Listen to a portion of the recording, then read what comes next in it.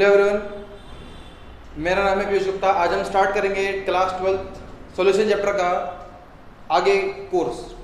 इससे पहले मैं आपको कंसंट्रेशन टर्म्स बता चुका हूँ। लास्ट लेक्चर में मैंने आपको मोलैरिटी बताया था, स्ट्रेंथ बताया था, ठीक है।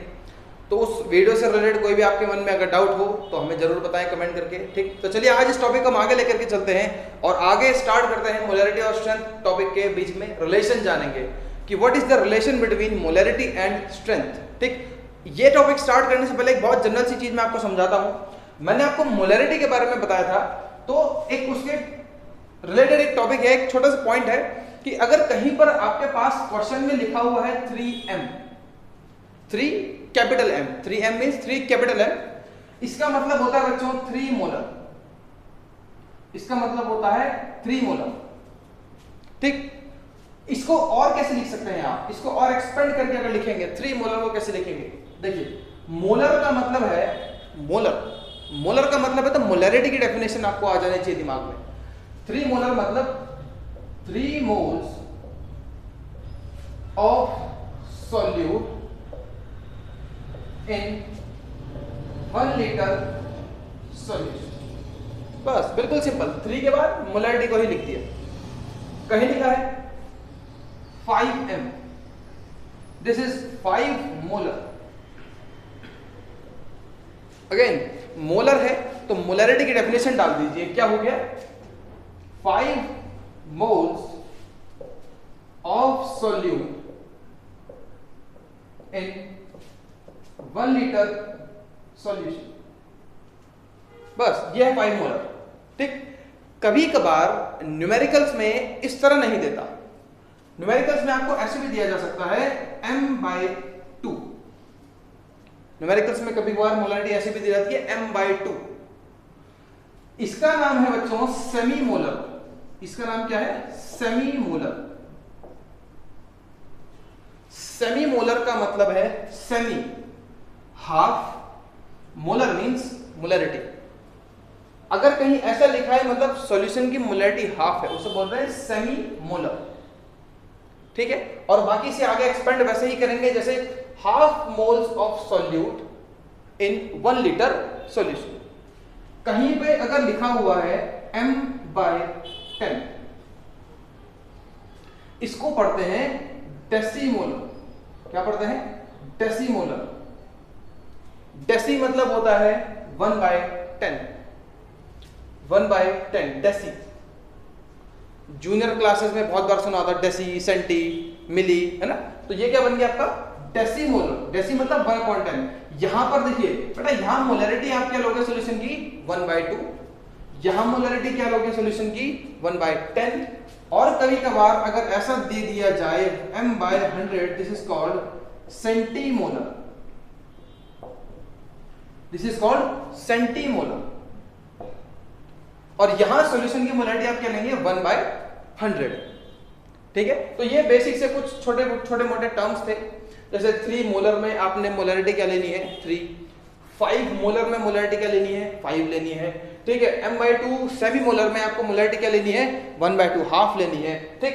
m/10 में डेसीमोलर में आपको मोलैरिटी क्या लेनी है? 1/10 लेनी है, ठीक। वैसे ही आपको सेंटीमोलर में मोलैरिटी क्या लेनी है? 1/100 लेनी है। तो ये मोलैरिटी से रिलेटेड कुछ 2-3 पॉइंट्स थे। मैंने आपको मोलैरिटी की यूनिट बताई है क्या होती है, ठीक। मैंने आपको स्ट्रेंथ बताया था क्या होता है, और स्ट्रेंथ की यूनिट बताई थी मैंने, जिसे हम ग्राम पर ml बोलते हैं स्ट्रेंथ की यूनिट को, ठीक। तो चलिए अब एक छोटा सा रिलेशन लेते हैं बिटवीन मोलैरिटी एंड स्ट्रेंथ। चलिए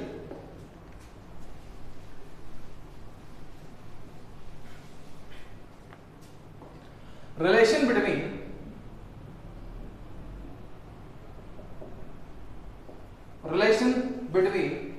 मोलैरिटी एंड स्ट्रेंथ। स्ट्रेंथ और मोलैरिटी के बीच में क्या रिलेशन है? बहुत छोटा सा रिलेशन है, बस ये न्यूमेरिकल्स में कभी कभार काम आ जाता है, इसलिए रिलेशन को पढ़ना जरूरी। चलिए आपको हमने मोलैरिटी बताया था। चलिए पहले स्ट्रेंथ देखते हैं। मैंने आपको स्ट्रेंथ बताया था। What is strength? वेट और मास ऑफ सॉल्यूट, इसकी मैंने यूनिट भी बताई थी, मास ऑफ सॉल्यूट इन ग्राम्स, ये ग्राम्स में चल रहा है तो मैं यहाँ G लगा दूंगा, upon volume of solution in litre, ये हमने स्ट्रेंथ बताया था। मोलैरिटी मैंने आपको बताया था नंबर ऑफ मोल्स सॉल्यूट के upon volume of solution in litres. इस फॉर्मूले को हमने और एक्सपेंड करा था, molarity is equal to number of moles का फॉर्मूला आपने 11th क्लास में मोल कंसेप्ट में पढ़ा होगा। नंबर ऑफ मोल्स होता है मास अपॉन मोलर मास, ठीक है। तो नंबर ऑफ मोल्स का मतलब मास अपॉन मोलर मास, जिसे मैंने m या m डॉट m से दिखा सकते हैं। चलिए, मास अपॉन मोलर मास, क्योंकि मैं नंबर ऑफ मोल सॉल्यूट के ले रहा हूं तो मास भी सॉल्यूट का ही लेंगे और मोलर मास भी सॉल्यूट का ही लेंगे, ठीक है। अब बचा क्या, into VL, volume in litre. यहां वॉल्यूम किसकी लेते हैं, सॉल्यूशन की लेते हैं। यहां भी वॉल्यूम किसकी लेते हैं, सॉल्यूशन की लेते हैं। और ये वॉल्यूम भी किसकी हो गई फिर, सॉल्यूशन की। अब आप इस फॉर्मूले को जब देखेंगे ध्यान से, ये क्वांटिटी जो है, दिस क्वांटिटी, ये क्वांटिटी क्या है, weight of solute upon volume of solution, this is strength. अभी बताया W अपॉन VL, तो W of solute upon VL, this is strength. तो मोलैरिटी का एक फॉर्मूला और बना सकते हैं, स्ट्रेंथ। स्ट्रेंथ आप किसकी लेंगे, सॉल्यूशन की लेंगे, अपॉन नीचे क्या बचा, मोलर मास, किसका, सॉल्यूट का। तो मोलर मास किसका लिया, सॉल्यूट का। ये मोलैरिटी का एक फॉर्मूला और बन गया, strength of solution upon molar mass of solute is equal to molarity of solution, ठीक है। या आप इस फॉर्मूले को ऐसा भी लिख सकते हैं कि स्ट्रेंथ कैसे कैलकुलेट होती है, स्ट्रेंथ होती है molarity of solution into molar mass. ध्यान देखिएगा बेटा, ये सॉल्यूशन की होती है मोलैरिटी, ठीक है, और मोलर मास सॉल्यूट के लिए लिया जाता है। तो स्ट्रेंथ का एक फॉर्मूला और बन गया यहां से आपके लिए। स्ट्रेंथ का फॉर्मूला क्या बन गया, मोलैरिटी इनटू मोलर मास। तो ये छोटा सा रिलेशन था बिटवीन मोलैरिटी एंड स्ट्रेंथ, इसको याद रखेंगे, ठीक। ये स्ट्रेंथ का फॉर्मूला आपको न्यूमेरिकल्स में काम आएगा। ध्यान रखो, कंसंट्रेशन टर्म्स में आप जितने ज्यादा न्यूमेरिकल्स प्रैक्टिस करोगे, आपका उतना ज्यादा डाउट क्लियर होगा, ठीक है। आप केवल पढ़ के अगर छोड़ दोगे तो मन में बहुत सारे डाउट आ सकते हैं। तो बेहतर तरीका यह है कि इनके न्यूमेरिकल्स मैक्सिमम से मैक्सिमम प्रैक्टिस कीजिए। आने वाले लेक्चर्स में मैं भी आपको इन पे बहुत सारे न्यूमेरिकल्स कराऊंगा, ठीक। तो चलिए, मैंने आपको मोलैरिटी बता दिया, स्ट्रेंथ बता दिया, अब थोड़ा डिस्कस करते हैं अबाउट मोलैलिटी। मोलैलिटी क्या होता है, चलिए। मोलैलिटी काफी हद तक मोलैरिटी से रिलेट करता है, ठीक है, पर थोड़ा सा अंतर है, ज्यादा नहीं। चलिए स्टार्ट करते हैं। Molality,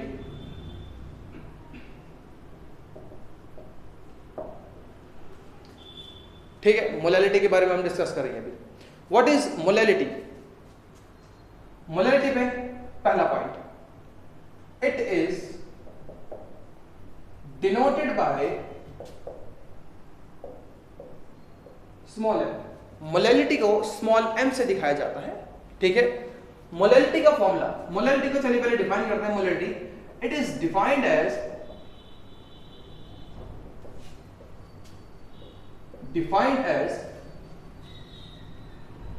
number of moles of solute। देखिए, इतना तो मोलैरिटी के जैसा ही सिमिलर है, मोलैरिटी के जैसा ही सिमिलर है। It is defined as number of moles of solute present in, ध्यान दीजिएगा यहां थोड़ा सा अलग है, 1 kg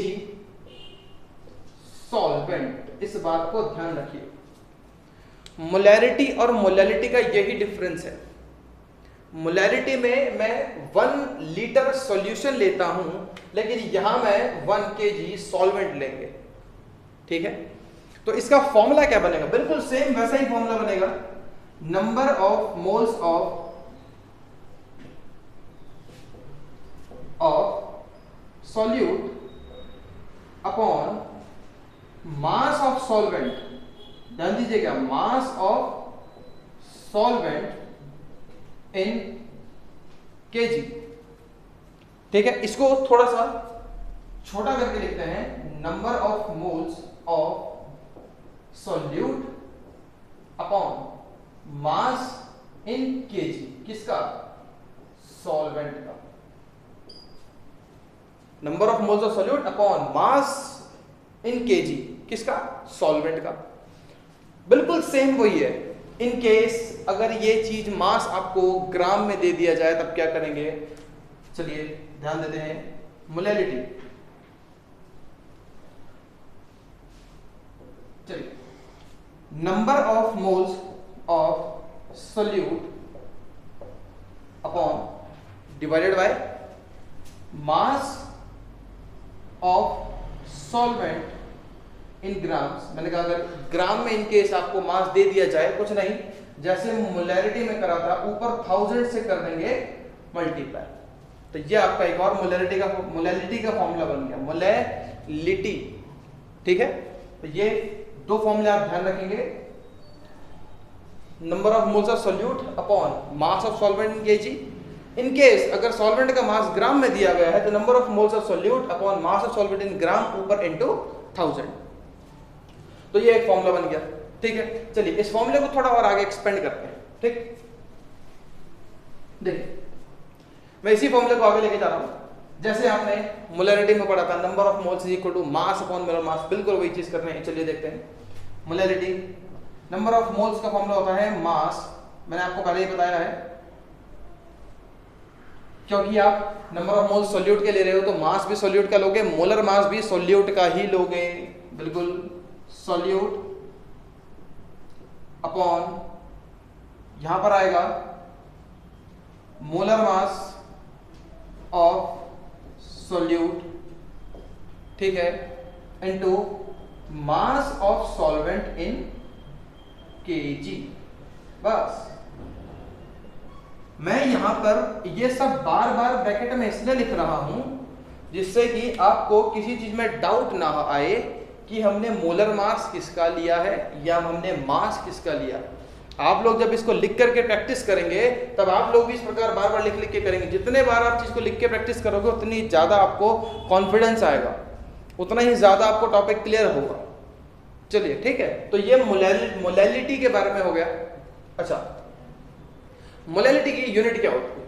ठीक है, यूनिट मोलैलिटी देखिए, जैसे मोलैरिटी का था वैसे ही मोलैलिटी का भी होगा। नंबर ऑफ मोल्स को हम जानते हैं मोल, नंबर ऑफ मोल्स को मोल से दिखाते हैं। ठीक है, ये हो गया मोल। सॉल्वेंट का क्योंकि मास ले रहे हैं, क्या ले रहे हैं? मास, तो मोल पर केजी, ये हो गया मोलैलिटी की यूनिट, मोल पर केजी। और इसे ही हम एक और चीज बोलते हैं मोलल, MOLAL, मोलल। ठीक है, 1 mole per KG is equal to 1 molal. इस बात का ध्यान रखेंगे, मोलैरिटी में मोलर होता है, इसमें मोलल होता है। ठीक है, चलिए, तो ये हो गया मोलैरिटी के बारे में थोड़ा बहुत बेसिक्स। ठीक, अगर लिखा है 3M, 3M, इसका मतलब मोलैलिटी दी गई है 3 मोलल। मोलैलिटी कितनी दी है? 3। अगर आप इसको आगे एक्सपेंड करेंगे तो कैसे करेंगे? देखिए, जैसे हमने मोलैरिटी में एक्सपेंड किया था, मोलैरिटी को लिख दिया था, यहाँ मोलैलिटी को लिख देंगे। ठीक है, मोलैरिटी के केस में मोलैरिटी को डिफाइन करते हैं इसके बाद, लेकिन मोलैलिटी के केस में मोलैलिटी को डिफाइन करेंगे। चलिए, 3 molal, 3 moles of solute in 1 kg solvent. लीजिए, 3 moles of solute in 1 kg solvent is called molality, 3 molal. वैसे ही 5 मोलल, वैसे ही 6 मोलल। ठीक है, तो ये बेसिक सी चीज है इसके बारे में, मोलैलिटी के बारे में। ठीक, फिलहाल इतना ही पढ़ेंगे, और एक्स्ट्रा अगर कुछ इसके बारे में आता है तो हम उन्हें न्यूमेरिकल्स में भी डिस्कस करेंगे। ठीक है, अगर इन चीज़ों के और एक्स्ट्रा फॉर्मूलेज आएंगे, ठीक है, वो जैसे जैसे न्यूमेरिकल में हमसे कंडीशंस पूछेगा वैसे वैसे हम उनको पढ़ते जाएंगे। तो ये मोलैलिटी के बारे में बहुत बेसिक सी नॉलेज थी, ठीक है। चलिए अब मोलैलिटी और मोलैरिटी से रिलेटेड एक दो क्वेश्चन है आते हैं, थ्योरी बेस्ड कॉन्सेप्चुअल क्वेश्चन, ठीक है। देखिए ये क्वेश्चन बोर्ड में काफी बार आया है, ठीक, और बहुत बेसिक है, बहुत आसान सा है, कुछ बड़ी चीज नहीं है इसमें, ठीक। देखिए क्वेश्चन क्या है, देखिए अभी आप जानते हैं मोलैरिटी भी कंसंट्रेशन मेजर करता है और मोलैलिटी भी कंसंट्रेशन मेजर करता है, ठीक है। तो क्वेश्चन आपसे क्या पूछता है, out of 1 molar and 1 molal, ठीक है, which is more concentrated and why? Which is more concentrated and why? ये बहुत बेसिक सा क्वेश्चन है, ठीक है। ये आपसे पूछा गया है एक मोलर और एक मोलल में से ज्यादा कंसंट्रेटेड कौन है और क्यों, ठीक है। चलिए इसका आंसर लिखने के लिए पहले एक जनरल सी बात दिमाग में रखते हैं हम कि मोलर और मोलल क्या होता है, पहले उसको डिफाइन करते हैं, ठीक है। चलिए 1 मोलर मतलब 1 मोल ऑफ सॉल्यूट, है ना, इन 1 लीटर सॉल्यूशन, ठीक है। And 1 molal means 1 mole of solute in 1 kg solvent, ठीक है। ये दो चीजें पे हमें थोड़ी चर्चा करनी है और इस चीज को समझना, इसको और इसको, सॉल्यूशन और सॉल्वेंट को समझना है, ठीक। इसको समझने के लिए एक छोटा सा एग्जांपल लेते हैं। यहां पर मैंने लिया सॉल्वेंट, क्या लिया, सॉल्वेंट, ठीक है, और यहां पर मैंने लिया सॉल्यूशन, यहां पर मैंने क्या लिया, सॉल्यूशन। सॉल्वेंट का मतलब है केवल यहां पर सॉल्वेंट प्रेजेंट है, जैसे सॉल्वेंट मैंने मान लिया वाटर, हो गया। यहां पर मैं ले रहा हूं सॉल्यूशन, मान लीजिए सॉल्यूशन मैंने लिया सॉल्ट प्लस वाटर, क्योंकि सॉल्यूशन के अंदर सॉल्यूट भी होना चाहिए और सॉल्वेंट भी होना चाहिए, तो सॉल्यूट प्लस सॉल्वेंट, ठीक है। चलिए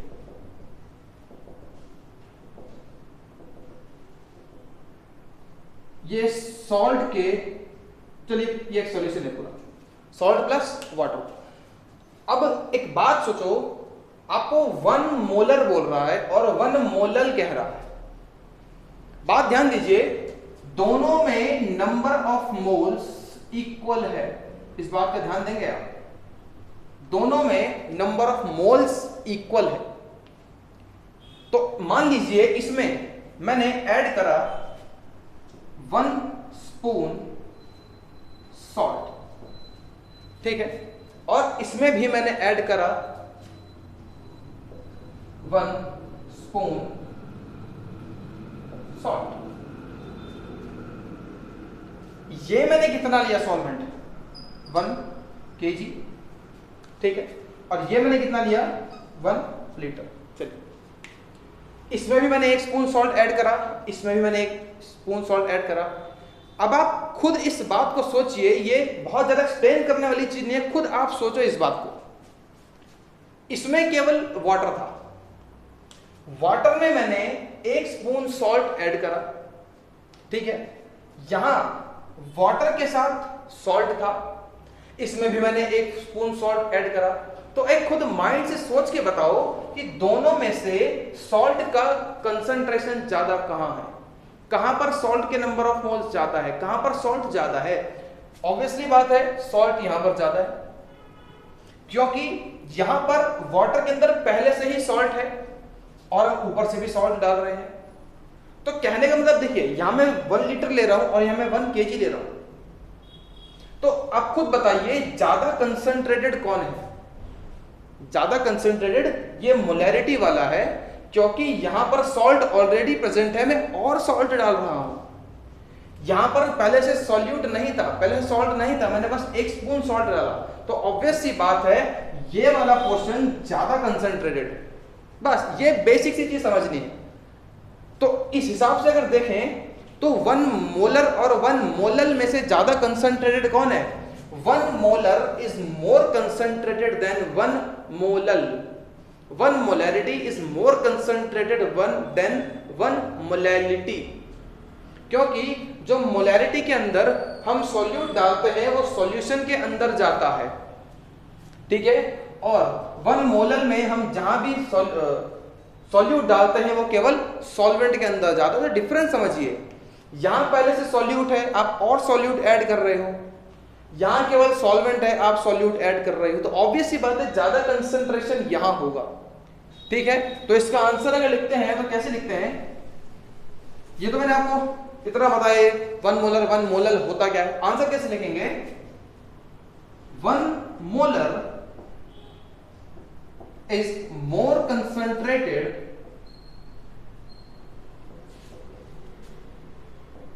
than 1 molal, then 1 molal 1 molar is more concentrated than 1 molal।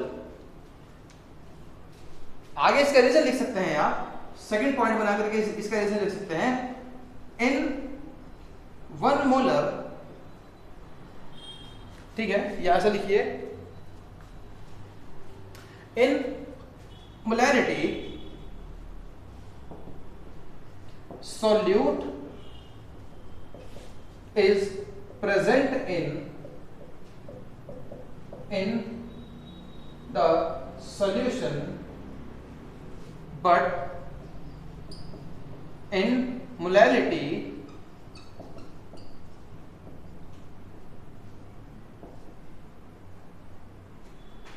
one mole solute is present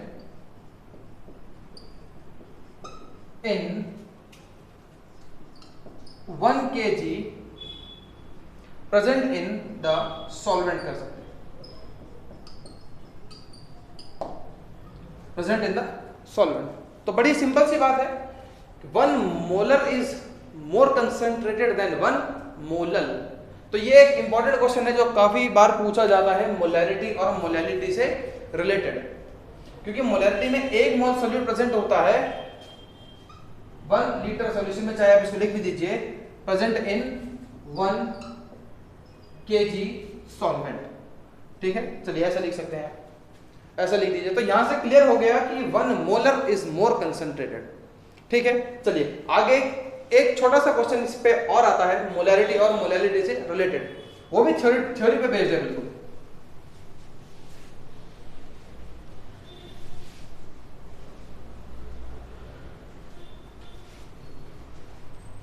चलिए क्वेश्चन क्या है, देखिए हम जानते हैं मोलर हो चाहे मोलल हो, दोनों ही कंसंट्रेशन को मेजर करते हैं, ठीक है, दोनों ही किसी भी कंसंट्रेशन की सॉल्यूशन को बताते हैं। तो क्वेश्चन कभी कभार में क्या पूछते हैं, क्वेश्चन में out of molarity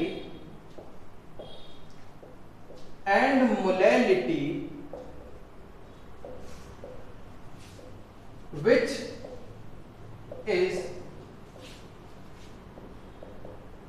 considered better for measuring concentration of the solution. Molarity या मोलैलिटी में से सॉल्यूशन की कंसंट्रेशन को मेजर करने के लिए कौन सा टर्म ज्यादा बेहतर है? मोलैरिटी या मोलैलिटी में से कंसंट्रेशन को मेजर करने के लिए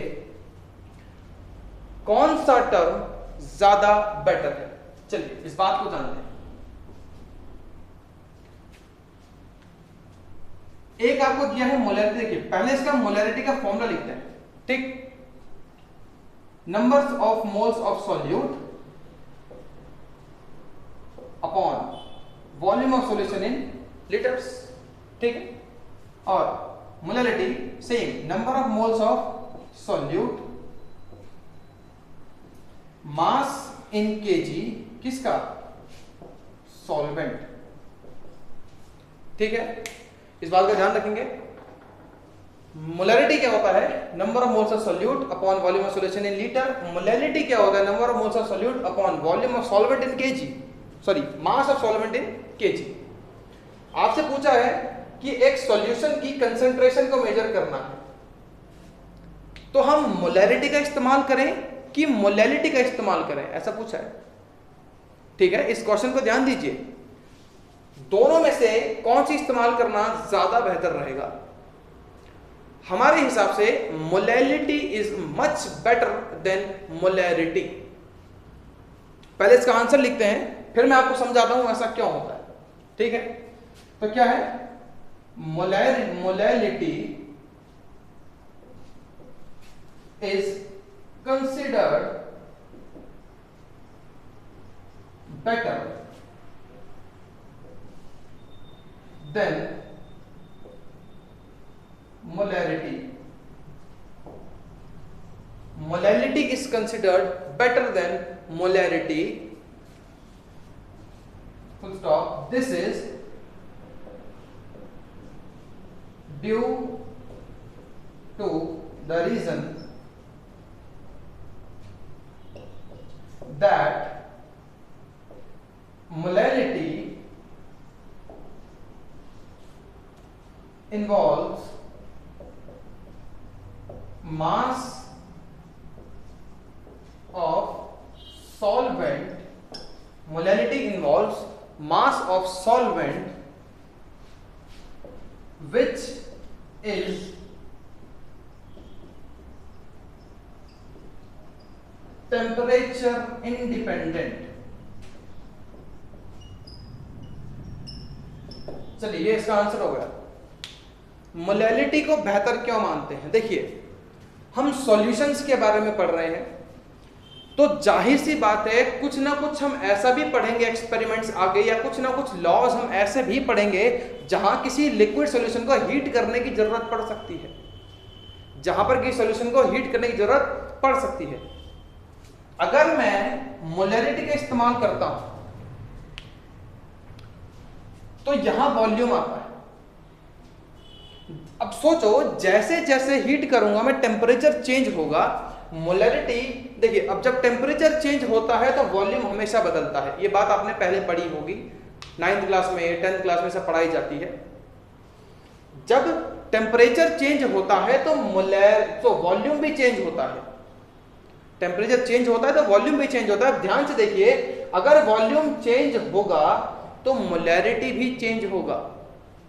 समझ रहे हैं बात? किसी एक्सपेरिमेंट के दौरान अगर मैं एक सॉल्यूशन को हीट कर रहा हूं और मैं उसकी कंसंट्रेशन को मेजर करने के लिए मोलैरिटी का इस्तेमाल करता हूं, तो मेरे पास बार बार आंसर्स अलग अलग आएंगे, क्योंकि मोलैरिटी वॉल्यूम के साथ चलती है। और जब टेम्परेचर में बार बार चेंज करूंगा वॉल्यूम चेंज होगा। जब वॉल्यूम चेंज होगा तो मोलैरिटी भी चेंज होगा। मेरे पास हमेशा अलग अलग आंसर आएंगे और मेरा जो एक्सपेरिमेंटल डाटा है वो खराब हो जाएगा। सिंपल सी बात है, क्योंकि मैं एक चाहता हूं एक फिक्स वैल्यू मिले, लेकिन मुझे फिक्स वैल्यू नहीं मिल रही है। अब यहां पर आते हैं मोलैलिटी। अगर मैं इसे इस्तेमाल करता हूं मोलैलिटी को for measuring concentration of my solution, उस कंडीशन में क्या होगा, क्योंकि इसमें कुछ भी वॉल्यूम नहीं होता, इसमें मास होता है बस और नंबर ऑफ मोल्स होते हैं। मैं सॉल्यूशन को हीट कर रहा हूं molality will not change because molality involves mass of the solvent which is temperature independent. जो सॉल्वेंट का मास है वो टेम्परेचर पे डिपेंड नहीं करता, और जब टेम्परेचर पे डिपेंड नहीं करेगा तो मोलैलिटी बार बार चेंज नहीं होगी और मेरा एक परफेक्ट आंसर निकल के आ सकता है। तो क्योंकि मोलैलिटी टेम्परेचर पे डिपेंड नहीं करती, मोलैलिटी टेम्परेचर पे डिपेंड करती है बिकॉज वॉल्यूम टेम्परेचर पे डिपेंड करता है। इसीलिए कंसंट्रेशन को मेजर करने के लिए molality is much better than molarity. तो इस वीडियो लेक्चर का यह आखिरी टॉपिक था। यहां पर हमने कॉन्सेप्चुअल क्वेश्चंस स्टडी किए। आगे लेक्चर्स में मैं आपको और कंसंट्रेशन टर्म्स पढ़ाने से पहले मोलैरिटी, मोलैलिटी, मास परसेंट, वॉल्यूम परसेंट और इन सभी के पहले न्यूमेरिकल्स डिस्कस करेंगे। उसके बाद हम स्टडी करेंगे formality, normality, mole fraction etcetera. तो इस वीडियो लेक्चर से रिलेटेड कोई भी आपके मन में डाउट हो तो कमेंट करके हमें जरूर पूछें। Thank you.